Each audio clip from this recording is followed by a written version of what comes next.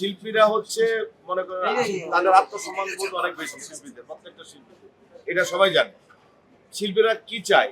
শিল্পীরা চায় কাজ, কাজের বাইরে তাদের কোনো চাহিদা নাই। হ্যাঁ, যেটা লেনদেনের কথা বললেন সেটা হচ্ছে দূরের থেকে যেসব শিল্পীরা এসছে ভোট দিতে, সাভার থেকে গাজীপুর থেকে, তাদের আমরা একটা কনভেন্স দিয়েছি, এর বাইরে কিছু না। তো অনেকে অনেক কিছু মনে করে এখানে লেনদেনে কিছু না, এটা তো বড় নির্বাচন না, এটা শিল্পীদের অরাজনৈতিক অলাভজনক একটা প্রতিষ্ঠান। সো এটা ক্লিয়ার, কোনো লাভ, কোনো টাকা চড়াচড়ি নাই, কোনো প্রমাণ থাকলে আমাকে দেখাবেন, আমার চোখে পড়ে নাই। আর কোনো কোনো কোনো কোনো দেখি নাই। আপনারা যদি এটা বলেন মূলধারা সাংবাদিক হয়ে আপনারা যে টাকা ছড়াছড়ি, এটা ভুল ধারণা, একদম পুরোটাই ভুল। কোনো টাকা পয়সা ছড়াছড়ি হয় নাই। আন্তরিকতা, কেউ কাউকে যদি গিফট করে বা কনভেন্স দেয়, এটা তো টাকা ছড়াছড়ি কিছু না। সঠিক প্যাড আর সঠিক তথ্য দিয়ে এসব সামলে নিব এক হয়ে। Mona Lisa sanitary napkin. আর সবচেয়ে বড় কথা হচ্ছে পুরো বিশ্ববাসী তাকিয়ে আছে এখন আমাদের নির্বাচনের দিকে। তারা দেখুক, জানুক যে সুষ্ঠু নির্বাচন হচ্ছে, আগেও যেমন হয়েছে এবারও হয়েছে।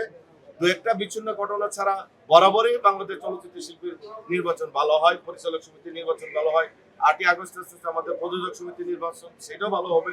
সো আপনারা বাংলাদেশকে প্রমোট করেন, সুন্দরভাবে প্রমোট করেন, ভালো কিছু বলে প্রমোট করেন।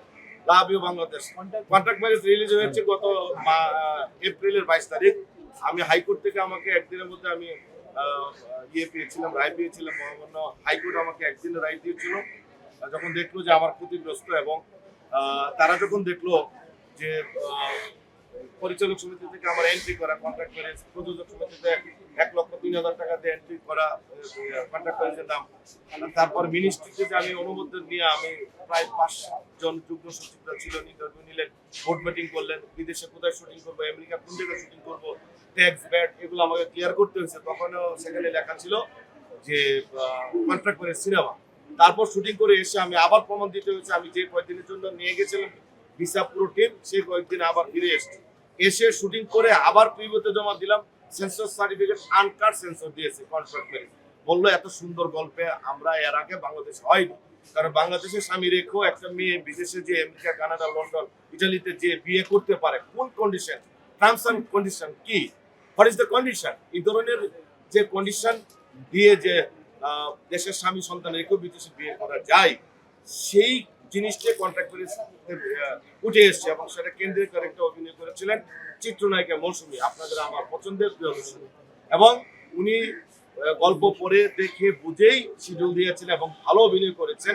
আমি এটা জাতীয় চলচ্চিত্রের জন্য আমি জমা দিব, পুরস্কারের জন্য। কারণ আমার যারাই দেখেছে সিনেমাটি সবাই প্রশংসা করেছেন।